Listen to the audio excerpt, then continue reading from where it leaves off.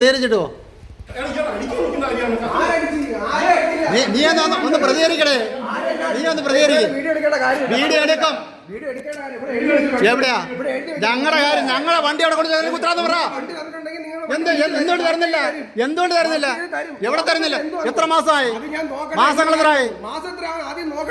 എന്താ തെറിയല്ലോ വിളിച്ചത്?